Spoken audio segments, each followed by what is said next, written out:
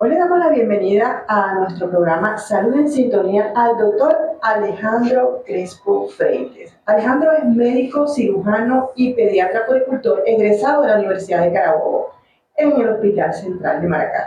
Es consejero de lactancia materna por la UNICEF. Está certificado en pediatría de emergencias en la maternidad de Annaba en Afganistán. Fue presidente de la Sociedad Venezolana de Pediatría y Puericultura, filial Aragua, en el periodo 2021-2023. Actualmente está en el ejercicio privado de la profesión de pediatría en la maternidad La Floresta. Bienvenido, doctor. Los micrófonos son suyos. Gracias, muchas gracias María Laura Silvia por la invitación.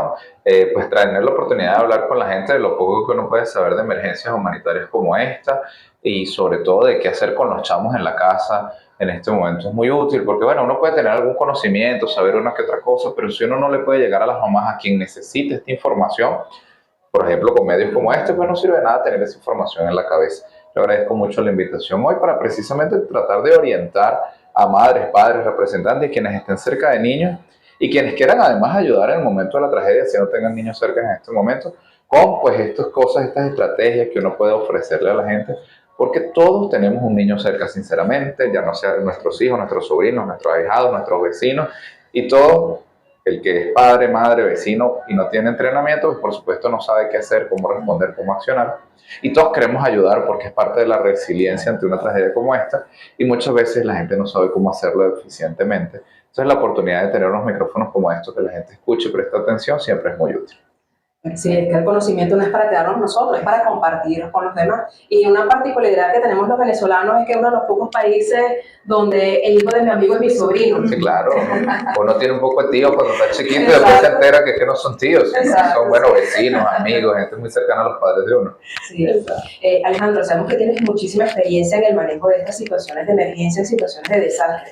Y precisamente, en base a lo que conoces en el área, ¿podrías decirnos en los campamentos, en los refugios temporales, cuáles son las enfermedades infecciosas de mayor riesgo en los próximos 7, 15 días? Mira, en principio lo que más vamos a ver, nosotros tenemos con la Sociedad de Puericultura y Pediatría, que yo presidí, pero sigo siendo parte del equipo, vamos a asistir este sábado precisamente a 8 campamentos en La Guaira, en Castelamar, que hay cerca de un CDI que no estaba inaugurado, pero hay pediatras allí que decidieron meterse y ayudar.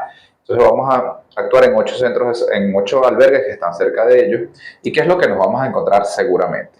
Enfermedades respiratorias, en principio, bueno, polvo, tierra, estar al aire libre, llueve y la gente está viviendo en carpas, refugios temporales, y allá habrá pues infecciones respiratorias agudas definitivamente. También vamos a ver enfermedades digestivas seguramente, porque bueno, no hay agua segura, la preparación de alimentos no siempre es la adecuada, no se puede uno lavar las manos bien, etcétera. Entonces habrá diarreas y enfermedades digestivas. Y por supuesto vamos a ver enfermedades de piel, pues heridas sucias, no bien limpiadas, niños que van a estar corriendo, jugando, se rasparán y se ensuciarán y se infectarán. Pero también podemos ver escabiosis o sarna, como dice la gente, sarpullido inglés, a propósito del fútbol ahorita.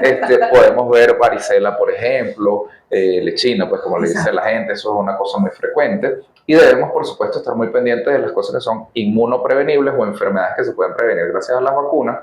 Por ejemplo, el tétanos, porque pues en la tierra, en los escombros, las esporas del Clostridium tetani, que es este microorganismo que da el tétano, pues está por allí y si hay una herida sucia, alguien que se cortó con una cabilla, recogiendo un escombro, las manos, etcétera, y estaban esas esporas por ahí y no estaba bien vacunado, eso puede suceder y por eso es importante promover vacunación. Entender que el control del niño sano, al igual que el control del embarazo y la vacunación, son emergencias. Eso no debe ser considerado, bueno, una consulta de rutina que en este momento está suspendida. Todo lo contrario, mantener el control del niño sano en los bebés pequeños, pero también en los niños grandecitos, el control del embarazo en las mujeres que están embarazadas. Y la vacunación son urgencias y hay que atenderlas, hay que promover que los niños se pongan vacunas y los adultos a los que les corresponda contra el sarampión, el tétanos, etcétera. Porque, por ejemplo, vinieron rescatistas de México, de Estados Unidos, de Canadá, donde hay 14.000 de los 21 casos de sarampión del continente este año. Y además está el mundial por allá y habrá gente que vino de ver el mundial y se fue a ayudar y trajo sarampión, por ejemplo, y lo puede trasladar a estos niños cuyo esquema de vacunas se detuvo por un tiempo, además que nuestra tasa o nuestra cantidad de niños vacunados en el país realmente es una de las peores del continente, entonces esas son urgencias que hay que atender en estos momentos. Entonces, en definitiva, respiratorio, digestivo, piel y vacunación son quizás los ejes centrales, además de, como yo decía, las mujeres que estén lactando, estén dando lactancia materna y aquellas que están embarazadas. UNICEF estima que hay 1,3 millones de personas afectadas por el terremoto, de los cuales 36.700 son mujeres embarazadas y alrededor de 4.000 van a dar a luz en los siguientes 3 meses. Esas mujeres deben ser una prioridad hoy en atención en salud, en dosis de tratamiento y de prevención, por ejemplo, de ácido fólico, en vacunación y en la atención del parto, porque estos niños pueden nacer prematuros en las condiciones que no son las ideales en los albergues. Entonces, definitivamente estas son las cosas más urgentes a atender en este momento. En cuanto al suministro de agua, Alejandro, yo sé que quizás, pero como médico especialista en todas estas situaciones de desastre, tienes que tener conocimiento de algún ente que te preste esa información. ¿Cómo garantizar la potabilidad del agua para esos niños que son lactantes o los niños más pequeñitos cuando este suministro está comprometido en esas áreas? Claro, en el menor de 6 meses proteger la lactancia materna es clave, entender que es un mito de que, ay no, la mujer está estresada, está asustada, el terremoto no le va a salir leche materna, eso es un mito. La mujer puede y debe dar lactancia materna y hay que promoverla, porque preparar teteros, cómo los esterilizas, cómo aseguras agua estéril, la tetina, etcétera. Entonces la lactancia materna es lo ideal. Luego de eso, tanto niños como adultos multiplican por 2 y por 3 su necesidad de agua para beber en situaciones como esta, especialmente en climas como el nuestro. Imagínate estar en La Guaira, al aire libre todo el día, o máximo refugiado en una carpa, con ese propio sol en este momento, ¿cuánta agua vas a necesitar? Pero además ese requerimiento que se multiplica por 2 o por 3, hay que multiplicarlo a su vez por 2, porque es agua para lavarse las manos, para hacer pupú, para bañarse. Entonces, un adulto requiere cerca de 6 litros de agua al día en este momento, quizás un poco más, y un niño depende de la edad también. Entonces, donar agua en este momento es muy útil, y quizás no la botellita de 250 mililitros, sino el garrafón de 5 litros es mucho más útil, que además se puede rellenar. Hay hospitales internacionales, quizás el de Samaritan Purse, que es el de los Estados Unidos, pero también el de Japón, etcétera, que ya tienen plantas donde se potabilice el agua. Una de las cosas que hace UNICEF, Naciones Unidas, ACNUR, que es la Agencia para los Refugiados e Inmigrantes, es llevar pues estas cápsulas de cloro para poner en los depósitos de aguas que se van, de donde se puede recoger agua, por ejemplo, para bañarse, pero que terminan los niñitos mientras se bañan bebiendo, por ejemplo. Entonces es importante. Y definitivamente estas estrategias, lo que denomina UNICEF y OMS WASH, WASH, que es lavar en inglés, pero es Water, Hygiene and Sanitation, o sea, agua, higiene y sanitizar los espacios, o sea, mantener limpios, porque, por ejemplo, hay niños que usan pañal, y el pañal desechable lo estamos donando pues con mucho gusto, pero un niño recién nacido usa 8 o 12 pañales en un día, un niñito alrededor de los 3 meses usa 6 a 8 pañales al día, y luego 3 a 6 pañales al día cerca del año. Entonces son, por ejemplo, 6 pañales diarios que donde hay que desecharlos, donde se ponen. Entonces habrá roedores, habrá perritos por allí, que eso puede tener un problema. Entonces limpiar esas áreas es una prioridad de las agencias que se dedican a estas cosas. En Panamá, por ejemplo, hay un gran galpón, por decirlo de alguna manera, que hay cosas para cuando ocurre una tragedia como esta, salgan rápidamente al lugar del continente donde ocurran. De ese galpón pues vienen, o sea, ese lugar de almacenamiento, digo un galpón para que la gente lo entienda un poco mejor, salieron ya toneladas de ayuda para Venezuela, como por ejemplo lámparas que se cargan con luz solar, que pueden servir para cargar el celular y la gente se comunique, pero también potabilizadoras de agua, y también pues toallas, higiene, pañales de estos que son lo que le llamamos ecológicos, que se lavan de nuevo, toallas sanitarias, cepillo dental, etcétera. Entonces, agua, higiene y sanitización son importantísimos en este momento para prevenir, como yo les decía, problemas respiratorios, digestivos y de piel. Si la gente se lava las manos, es menos probable que dé diarrea. Si se asea la cara, es menos probable que le dé problemas respiratorios. Y si prepara alimentos y antes de comer se lava las manos, es menos probable que le dé diarrea. Entonces, definitivamente son cosas importantísimas en este momento. Si usted está escuchando y quiere donar algo, pues done una barra de jabón, done un cepillo, done una crema dental, una toalla sanitaria, una toalla húmeda o gel alcoholado para lavarse las manos, y garrafones de 5 litros de agua, que son fáciles de trasladar porque no pesan tanto como el de 20 y son más útiles que la botellita pequeña. No quiere decir que si usted dona una botellita pequeña no ayuda, lógicamente sí ayuda, pero hay más desecho y es menos probable que lo podamos reutilizar. Sin embargo, se le dan otros usos, como vamos a llenar de alcohol de la garrafa grande para asearnos las manos, por ejemplo. Todas estas cosas terminan siendo útiles, pero es importantísimo pues estas cosas que quizá uno no las ve, uno dice, no, los sartán, pues la gente que toma para la atención, no, pues una gasa, un alcohol, alguien que tiene una herida, pues bueno, agua para lavarse las manos, es útil. Gracias a Dios, buena parte de los hospitales que vienen de otros países que están ayudando, de Japón, de Brasil, de India, etcétera, ya están montando plantas potabilizadoras y bueno, la donación de agua más lo que cisternas, etcétera, que se organizan, está tratando de mitigar este problema, pero esto se estima que va a durar unos 24 meses, gente viviendo allí en albergues, porque hay que entender que en este momento hay cerca de 18.000 desplazados o personas que perdieron su hogar o damnificados, que están viviendo en albergues. Alrededor de 100 albergues hay en La Guaira, entre La Guaira y Caracas. Entonces, 18.000 personas que están sin hogar necesitan agua y comida, y no es que le vamos a dar una casa mañana. Esto no es tan sencillo de resolver, entonces va a seguir haciendo falta agua, material de higiene, comida, etcétera. Entonces es muy útil el donativo, pero también la organización para entender, bueno, una vez al mes yo voy a donar una garrafa de estos de 5 litros de agua. Y ya con eso usted está haciendo un gran aporte importantísimo, porque con eso un adulto toma, se lava las manos, incluso le puede dar un baño. Y algo muy importante también es hablar de lo que es la protección solar, porque o sea, estamos en un clima tropical, o sea, necesitamos esa protección contra los rayos ultravioleta. Sabemos que es costoso el protector solar, pero el que tenga la posibilidad, que sepa que también es un donativo de mucha importancia. Ojo, y para la protección solar no es solo el protector, la crema, el spray, es la gorra, sombrero, que cubra las orejas y el cuello, la parte de atrás, unas mangas largas, pantalones de mono que sean cómodos, pantalones de jean que soporten pues el estar cerca de los escombros, son cosas útiles. Sí, los niños andan en short y corren, es verdad, pero bueno, de la rodilla para abajo no se están protegiendo del sol, y como es difícil que un niño se ponga protector solar cada 3 horas como corresponde, primero porque no hay, segundo porque no se lo quieren poner porque están jugando, pues pantalones de mono son útiles y pantalones y franelas de mangas largas son útiles, pues bueno, estas sudaderas también pues son útiles de donar. A pesar de que la gente quizás no lo mira, pues estas cosas de sudaderas son pues útiles para donar y para proveer, y entender que por ejemplo hay iniciativas que están tomando el desecho textil, que es esa ropa que la gente donó con buena intención pero no estaba en buen estado, pues lo están recortando y lo están convirtiendo en cojines, en colchonetas, en bolsos para que carguen el agua, por ejemplo. Entonces hay iniciativas por todo el país importantísimas. Entonces si usted sabe coser y siente que pues su oficio no ayuda en este momento, pues piénselo 2 veces, porque coser un bolso con una ropa que no está útil para vestirse puede ser de mucha ayuda. En la Universidad Central de Venezuela en Caracas, por ejemplo, están haciendo este proyecto y es muy útil este tipo de cosas. Vamos un momentico, una pausa y regresamos con más de Salud en Sintonía con tu vida En la frecuencia correcta. por Redondear al Agua 93.9 FM, porque ahora Somos los mejores. ya estamos de regreso con Salud en Sintonía por tu vida En la frecuencia correcta. por Redondear al Agua 93.9 FM, porque ahora Somos los mejores. hoy tenemos como invitado al doctor Alejandro Crespo. Alejandro, es importantísimo, ya nos asomaste la importancia de mantener el esquema de vacunación en nuestros chamos, ¿verdad?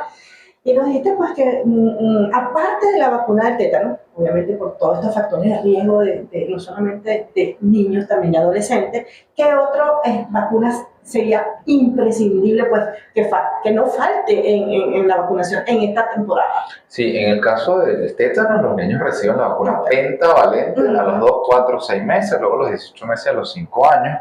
Recordar que el 29 de mayo el Estado venezolano publicó una comunicación a los centros de vacunación a nivel nacional diciendo que había escasez de la vacuna y que había que optimizar el uso de la misma, y que se había que usar a los niños de 2, 4, 6 meses, y a partir de los 18 meses pues postergar esa vacunación. Eso es un grave problema.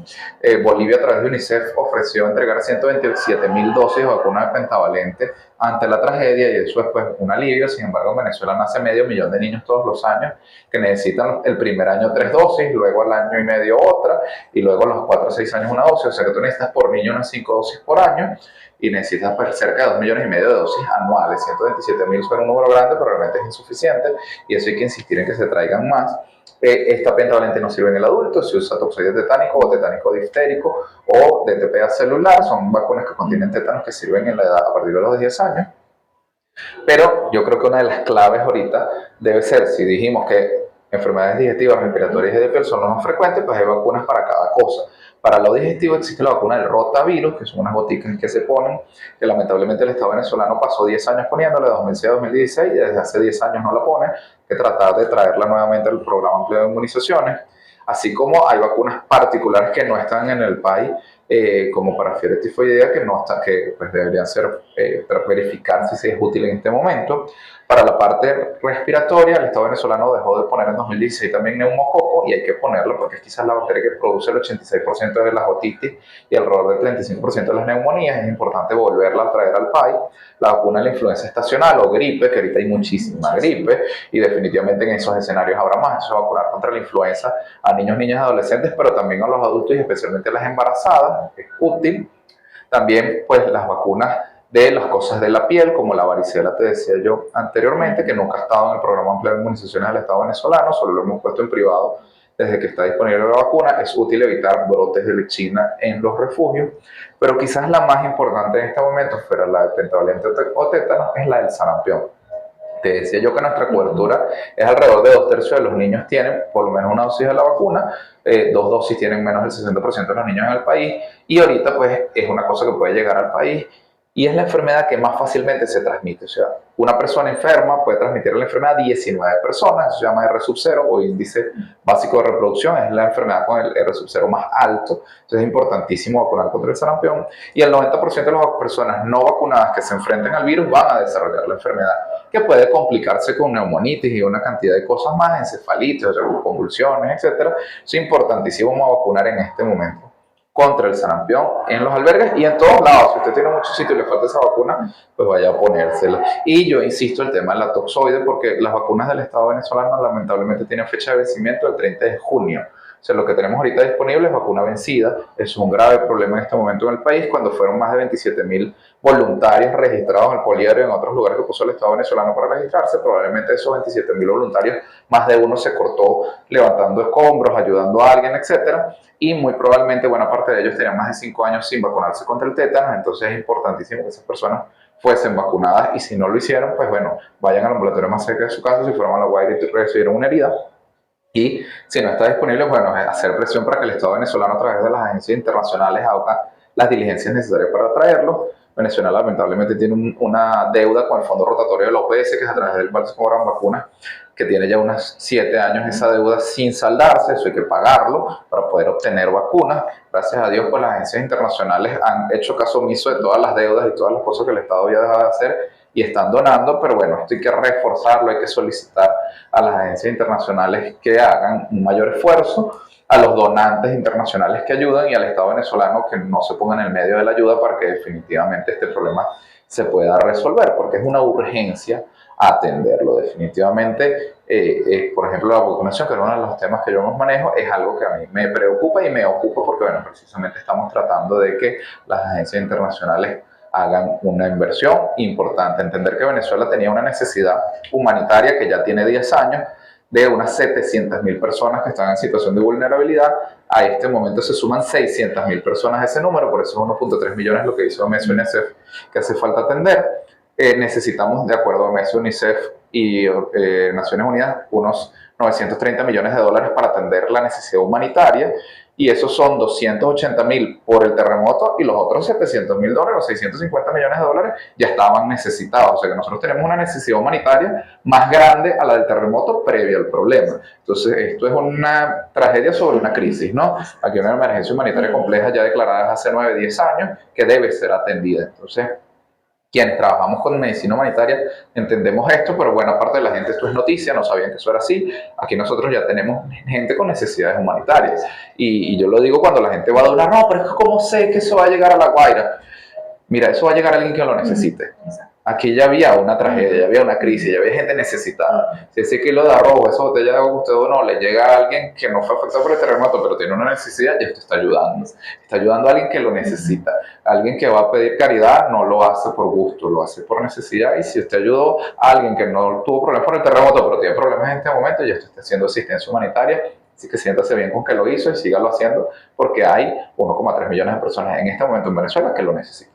Exactamente. Una de las recomendaciones que uno ve por parte de los usuarios que publican mucho en Instagram, sobre todo con ese temor de cuando están donando alimentos o artículos de uso personal y que se vaya a revender. Entonces, esta usuaria, ella decía que ella colocaba la palabra donativo o donado, exacto, para entonces evitar esa reventa. Y se debe tachar, disculpa que te interrumpa, el código de barras. Si es un temor para que no sea vendido, tú le tachas el código de barras y ya no se puede vender. Exacto. Y también, pues eso, le escribes donado y listo, porque bueno, sí habrá quien se aproveche de la tragedia, pero la mayor parte de las cosas va a una gente que lo necesita, por el terremoto o por otra cosa. Entonces, cuando uno aprende un poquito de asistencia humanitaria, uno aprende que la labor de uno llega hasta que uno entrega. Entonces uno llega y dona, y a partir de ahí, que el donativo llegue a una mano u otra ya no depende de uno. Y si la persona que lo recibe es una persona que esté en extrema necesidad o no, ya uno hizo su labor humanitaria. Ya es muy difícil controlar lo que pasa desde a qué mano se entrega a cualquier organización. Entonces, cuando uno hace labor humanitaria, uno le entrega y no pregunta. Cuando yo trabajé en Afganistán, por ejemplo, uno no le preguntaba a la puerta a nadie si tenían dinero para pagar la consulta en otro lado o no. Si necesitaban la atención de salud, se atendía. Y listo. ¿Cómo se hace en nuestros hospitales realmente? Uno no le pregunta a la gente en la puerta, señor, ¿y usted no puede pagar una clínica? No, uno va y lo tiene. Listo. La asistencia humanitaria debe entenderse así. Uno hace el donativo. Si el donativo llega a las manos correctas, gracias a Dios, y si no llega, uno cumple su parte. Si alguien vivo lo agarró, bueno, ya pues el Dios en el que uno cree, pues juzgará eso, no le corresponde a uno. Alejandro, una pregunta que nos hace mucho es sobre la lactancia materna y el estrés, que ya nos habían dicho que no influye realmente en lo que es la lactancia materna como tal. Más bien, yo creo que sería la deshidratación, ¿verdad? Lo que afectaría allí. Sí, a la mamá hay que asegurarle pues alimentación. Hay unos estándares de necesidades nutricionales que tiene un adulto. En la mujer embarazada pues el estándar es diferente, eso está tipificado y pues hay que asegurarle alimentación adecuada a la mujer lactando e hidratación adecuada para poder pues alimentar a su bebé. Pero entender que pues el cuerpo es tan sabio, la naturaleza, Dios, la creación, en lo que usted crea, que la mujer que está amamantando se le pueden caer los dientes porque el calcio va para la leche materna y para el bebé, pero se prioriza al bebé. Entonces, la mujer así esté muy desnutrida, el bebé va a estar bien nutrido. La lactancia materna será un superalimento perfecto para el bebé. Lógicamente, la intención no es que la mujer se desnutra y pierda los huesos y le dé osteoporosis temprano, ni se le caigan los dientes. Así hay que suplementar a la mamá con hierro, con ácido fólico, con calcio y con nutrientes adecuados en términos de proteínas, carbohidratos, grasa vegetal. Pero, pues, la leche materna es perfecta, así la mujer no esté comiendo bien. Por supuesto que hay que evitar que coma mal, pero la leche materna es perfecta, por eso no hay... Después de 11 días. Definitivamente. La madre y está allí, higiénica, tibia o preparada, lista, a la temperatura correcta, sin necesidad de utensilios, sin necesidad de esterilizar luego tetina, pote, preparación. De hecho, uno de los estándares internacionales para la donación de fórmula es que si usted le inicia fórmula a un bebé porque la mamá falleció, porque tiene HIV o por la razón que sea, usted debe asegurarle alrededor de 21 kilos de polvo de leche maternizada o leche, pues, sustituto de leche materna o sucedáneo de leche materna, disculpe, porque eso es más o menos lo que va a necesitar a lo largo de 6 meses. Entonces, si usted puede darle una lata y ya, usted como ente de salud, porque la gente debe donar es a los entes de salud, no libremente a las personas que lo necesitan, porque puede traer problemas, usted debe asegurar esos 20-21 kilos de fórmula. Porque si usted le da comida hoy con fórmula láctea y dentro de 3 días no se le puede dar nada, pues ese bebé va a tener un problema. Usted tiene que tratar de tener suficiente para ofrecer, no usted como donador, como donante, disculpe, sino la institución que reciba la donación y entregue al bebé ya mediante pues el cuidador, ya sea la mamá, el papá, el tío, quien se esté encargando del bebé en ese momento. Entonces por eso es que ahí uno debe priorizar las transferencias directas de efectivo. ¿Cómo es esto en cristiano cuando uno tiene una asistencia humanitaria que se necesita? Si uno tiene un paciente que, por ejemplo, convulsiona en un albergue, es dificilísimo que, qué sé yo, la carbamazepina que necesita el paciente la haya donado alguien a un centro de acopio y que ese centro de acopio justamente sea donde está la persona que lo requiere. Si usted dona dinero a una organización en la que usted confía, esa organización va y compra la medicina y se la entrega al paciente. Por eso la transferencia directa de efectivo es mucho más eficiente. La gente siempre tiene el tema, y si la plata se la roban. Yo le explicaba a una amiga en estos días que si usted llega y compra 10 kilos de arroz, 10 kilos de pasta y 10 kilos de 10 latas de caraotas de estas en Estados Unidos, por ejemplo, y las manda a Venezuela, eso tiene un problema. Uno, que hay que pagar un traslado. No, pero es que Pedro Pérez me lo va a regalar. Bueno, Pedro Pérez va a pagar el traslado. Ese dinero, en vez de pagar el combustible de avión, el que lo embala, lo que fuere, usted agarra todo ese dinero y lo mete en Venezuela y la gente compra el arroz, la pasta, la caraota, se le entrega a la persona y además la economía funciona y se compra, por ejemplo, el anticonvulsivante que es necesario y por ejemplo ese chino que tiene la bodega y vende el arroz, la pasta y la carabota, capaz que termina contratando a alguien porque está vendiendo más, y ese alguien puede ser alguien que perdió su trabajo y su hogar con la tragedia. Cada dólar que se dona por transferencia directa de efectivo a una emergencia humanitaria completa se multiplica por 1.5 o por 2 en términos de movilización de la economía.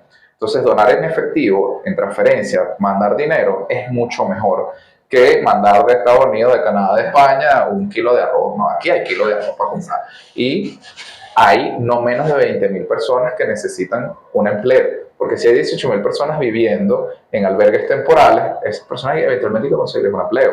Hay unos casinos que tenían de 10 a 20.000 empleados que hoy no tienen empleo. Está el Aeropuerto Internacional Marquilitía, del cual dependían muchas vidas desde el punto de vista económico, que hoy no está funcionando. Esa gente necesita un empleo.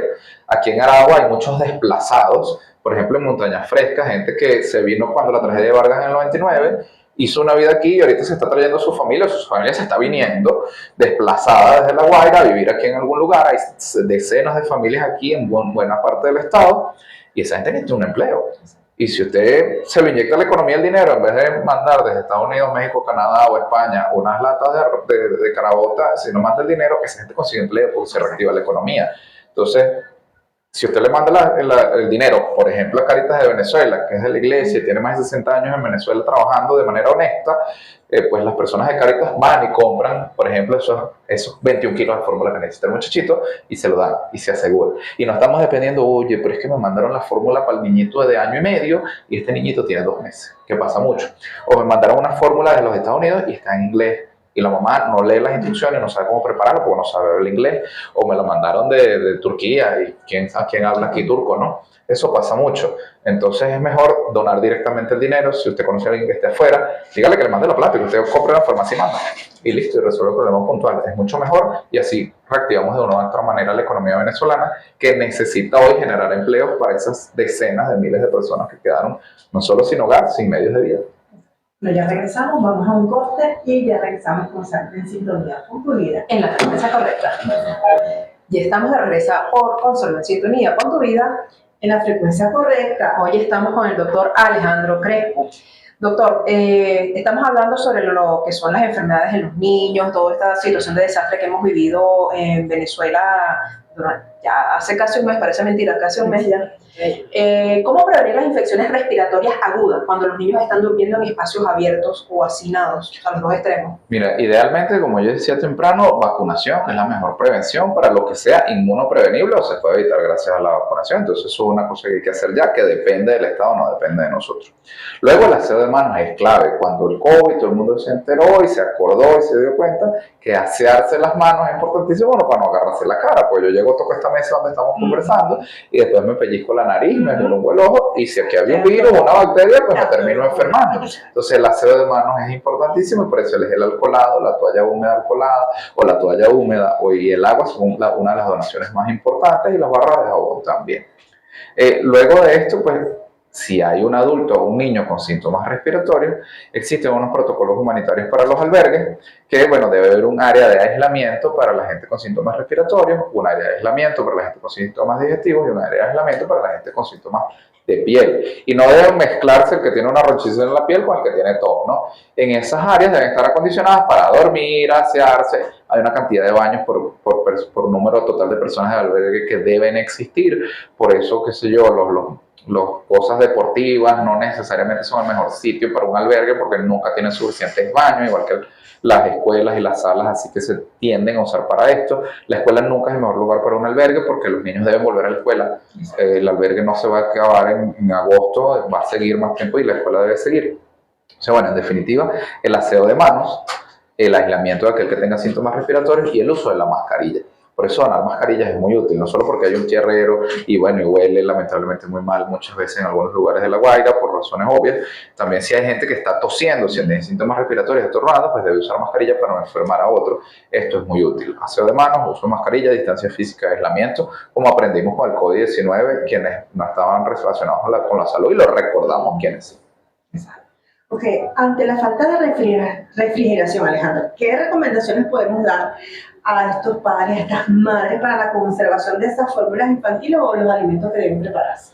Por eso es que no se recomienda fórmula infantil y por eso es que Para aquellos. alimento preparado no es lo ideal. Por eso lo ideal es donar, por ejemplo, lata de atún con abre fácil, lata de sardina con abre fácil, lata de granos preparados con abre fácil, panes en paquetes individuales, galletas en paquetes individuales, uvas pasas, maní, mantequilla de maní.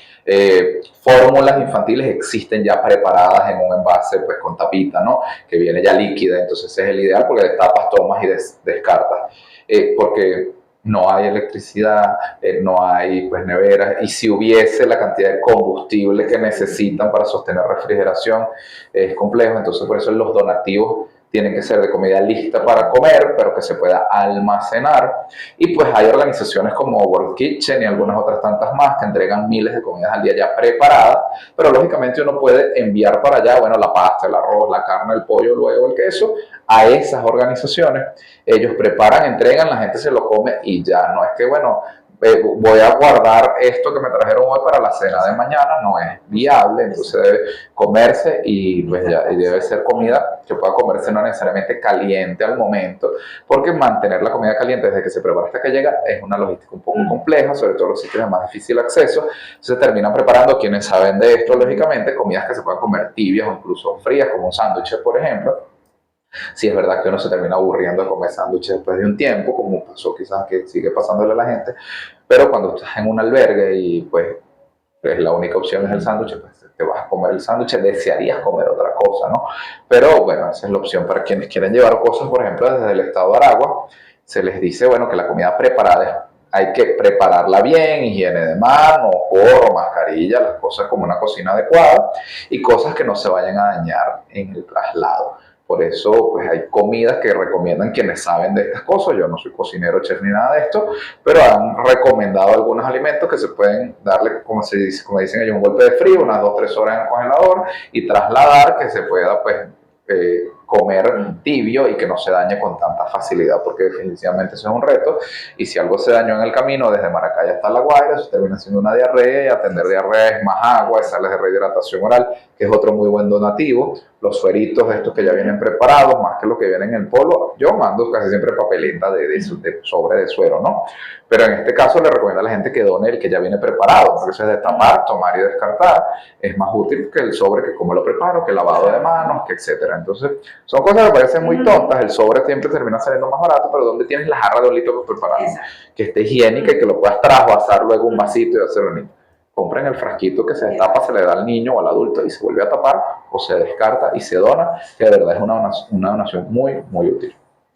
Alejandro, ¿cómo detectar rápidamente signos de deshidratación en niños pequeños que están bajo condiciones de calor y poca agua? Mira, cuando los niños lloran sin lágrimas, cuando la piel está, que tú le metes ese pellizquito y no regresa fácilmente a su estado original, cuando presionas sobre el dedito gordo del niño o en el pie, lo presionas durante unos 5 a 10 segundos y luego sueltas la presión y ves que se pone otra vez rosadito después que estaba pálido, eso se llama el llenado capilar. Ese es el signo más fácil y más barato que se puede hacer en cualquier lugar del mundo para saber si el niño está en shock o a punto de entrar en shock. Es eso, presionar el dedo y ver si se llena en menos de 3 segundos. Si tarda más de 3 segundos en ponerse rosadito otra vez, ese niño está en shock, deshidratado, urgentemente necesita una vía e hidratación. Los niños que tienen toque del estado general porque están muy deshidratados, o sea, están muy atontados, aletargados, no se quejan, no lloran, no se ríen, no juegan, pues eso es un signo de alarma que es fácil de evidenciar en los niños. Y el rechazo al alimento siempre es un signo en los lactantes y en los niños más grandes. El niño que no quiere agarrar la teta, por ejemplo, es un niño gravemente enfermo. Y el niño ya más grandecito que está muy adormitado y cuando le quieres ofrecer comida a la hora de comer y no se la come, pues probablemente esté gravemente enfermo, pues rápidamente debe ser trasladado a un punto de salud que debe estar cercano al albergue o anunciado a las autoridades de salud que pueden estar en algunos casos dentro de los albergues. Otra cosa que es sumamente importante, Alejandro, es la presencia de los vectores transmisores de enfermedades, mosquitos, roedores, en los lugares de refugio y albergues. ¿Cómo proteger a los niños de este tipo de vectores? Sí, fíjate, tú decías muy importante los roedores. Hay ratas que pueden haber buscando la comida, los desechos, los niños pueden estar dormidos y pueden irlos a morder y eso es tremendo problema, sucede mucho en los albergues, pero también perros, gatos, zancudos, moscas, y por eso las estrategias WASH, ¿no? De agua, higiene y mantener el espacio libre. El albergue tiene que tener unos encargados de la limpieza, que son las mismas personas que se están quedando allí. Deben tener unos turnos para la limpieza, deben tener un sistema de recolección y traslado de desechos, que es importantísimo establecer. Si hay el encargado del albergue, siempre hay una persona como a cargo por parte de la organización que lo estructuró. Idealmente los albergues los estructura el Estado, porque los privados, o sea, si nosotros tres quisiéramos en este momento, no, vamos a montar un albergue, pues hay unas condiciones que hay que tener y es muy difícil, por eso se debe administrarlo o una ONG, una institución, perdón, o el Estado, y deben tener un encargado. Ese encargado debe pues asignar tareas de limpieza, porque hay que evitar pues que se acumule basura, lo que hablamos de los pañales, eso hay que resolverlo, para evitar que los vectores estén. El control de las excretas, del agua y de la limpieza es importantísimo para mantener la salud en estos sitios. Enseguida vamos a un corte y ya regresamos con el doctor Alejandro, que nos estará conversando sobre las medidas en emergencias pediátricas en este momento. En esa parte del sector. Ya estamos de regreso con Salud en Sintonía con tu vida, En la frecuencia correcta. hoy con nuestro invitado, el doctor Alejandro Crespo. Doctor, para ir cerrando entonces este maravilloso programa, que da que el tiempo pasa volando, háblanos sobre las fundaciones en las cuales haces vida profesional en forma activa. ¿Cómo podemos ayudarte? ¿Cómo podemos contactarte en las actividades que se están desarrollando para la ayuda activa? No solo a los pacientes de La Guaira, sino en otras latitudes como del estado de Aragua, por ejemplo. Bueno, yo soy presidente del Comité Académico de Maternidad La Floresta, que es la clínica donde trabajo. Este viernes tenemos una actividad para los profesionales de la salud, en la cual vamos a recibir donativos para enviarlos. Lo vamos a canalizar a través de Cáritas de Venezuela, que es una organización que tiene más de 60 años en el país haciendo trabajo humanitario. Es de la Iglesia Católica y le podemos con toda la confianza del mundo entregar pues lo que sea que nos donen. Soy miembro de la Sociedad Venezolana de Puericultura y Pediatría a nivel nacional y presidí aquí en Aragua, y también con ella vamos este sábado para La Guaira. Es también una organización seria de pediatras profesionales que pues definitivamente estamos a la orden de los venezolanos. Soy cofundador de Alimenta la Solidaridad aquí en el estado de Aragua. Lamentablemente pues el estado venezolano hizo una persecución a las organizaciones no gubernamentales, entre ellas esa organización que tuvo que ser disuelta en el estado, pero a nivel nacional en Caracas están trabajando, y en La Guaira con las cocinas comunitarias que tuvimos en algún momento y se retomaron. Esa es una organización pues excelente para trabajar, para donar, y durante un tiempo fui directivo de Médicos Unidos de Venezuela, que es una organización de médicos aquí en el estado que también está haciendo un trabajo loable, y muchos de sus miembros han ido y siguen yendo y van a ir, por ejemplo, con nosotros este fin de semana con la Sociedad de Pediatría a La Guaira. Y definitivamente a la gente, si no sabe a quién donar porque no le gustan ninguna de estas organizaciones que le he comentado anteriormente, pues hay, por ejemplo, usted puede comprar en Mercado Libre y se lo llevan a una persona. Usted puede comprar en Farmatodo, se lo llevan a una persona. Puede comprar en Yomi, se lo llevan a una persona. Hay fundaciones como Fundana, como World Kitchen. Hay 100.000 lugares en el que usted se sienta a gusto, porque, por ejemplo, yo no trabajo con ninguna organización de mascotas, y hay mucha gente que le gusta mucho la ayuda a las mascotas, pero yo no sé dónde donar una perrarina, pero seguramente usted conoce a alguien que usted le genera confianza y puede comprar perrarina, gatarina y mandarle a esa gente. Todo esfuerzo que la gente quiera hacer es útil. Hay barberos que están yendo a cortarle el pelo a la gente, hay músicos que van, hay payasos de hospital que están entreteniendo a los niños, hay costureras, como yo les decía, cosiendo cojines. Todas las cosas que usted pueda aportar es útil. Hay más de 17.000 personas en albergues con necesidades, y todos tenemos algo que sabemos hacer bien y que podemos regalarlo: el tiempo, el esfuerzo o el dinero o el donativo. No creer que bueno, que yo puedo donar es una hoja, porque realmente es muy complicado para mí todo lo demás y es insuficiente una hoja. Bueno, una hoja donde yo pueda imprimir y que unos niños, después al que más me done un color y regalárselo a un niño, es extremadamente útil en este momento. Se recomendará a la gente. Quizás para mí en Cáritas de Venezuela es la organización ideal en este momento. Parte de su directiva está Susana Rafali, que es quizás la persona con más experiencia en el continente en emergencias de este estilo. Tiene más de 20 años trabajando con emergencias y desastres en Guatemala, en Honduras, en Venezuela. Ella es fundadora del SAMAN, que es el monitoreo de nutrición infantil en nuestro país, y pues tiene estudios de gerencia de emergencias humanitarias en la Complutense de Madrid, y allí es alguien que yo con los ojos cerrados entregaría todos los donativos que pueda enviar. Pero si a usted no le gusta, definitivamente hay muchísimos más a los que se pueden entregar. Lo importante es que usted, con la mejor intención del mundo, ayude desde donde usted pueda, como usted pueda, porque eso nos ayuda a superar este luto colectivo que tenemos, a activar la resiliencia. Es una manera de superar esta circunstancia tan compleja, y definitivamente Esto ha sacado, como siempre, lo mejor de los venezolanos. Donde el Estado falló, los ciudadanos estuvimos allí. Donde las instituciones se resquebrajaron, pues hubo voluntarios, y definitivamente eso es con lo que nos tenemos que quedar, con lo bonito que ha sido la respuesta de todos los ciudadanos en este país para ayudar a la gente. Y si usted se siente que, como no le pasó nada, no ha ayudado suficiente, eso es una cosa que los psicólogos han advertido, ese sentimiento de culpa, eso se combate con voluntariado, con donación. Haga lo que usted pueda en la medida de sus posibilidades, que definitivamente alguien se lo va a agradecer. Si usted ayuda a una persona, le va a haber cambiado la vida por lo menos ese día a esa persona, y eso es sumamente importante. Alejandro, tus redes sociales, número de teléfono para quien quiera contactarse contigo. @AleCrespoF, tanto en Twitter como en Instagram, como en X, lo que se llama antes Twitter, 0412-434-7262, a la orden en Maternidad La Floresta. Y bueno, en las redes sociales nos seguiremos escuchando y viendo. Muchísimas gracias por acompañarnos, y como siempre nos despedimos esperándolos en nuestro próximo programa de Salud en Sintonía por el Mundial Aragua 93.9 FM, porque ahora Somos los mejores. soy la doctora Desiree Alvarado Torres, ginecóloga obstetra, magíster en sexología, certificado de locución número 62447. Puedes contactarme al 0424-303-9392, mi Instagram, @doctora Desiree Alvarado Torres. Puedes encontrarme en el Centro Médico Maracay, piso 5, consultorio 29, los días lunes, miércoles y viernes de 8 a 12.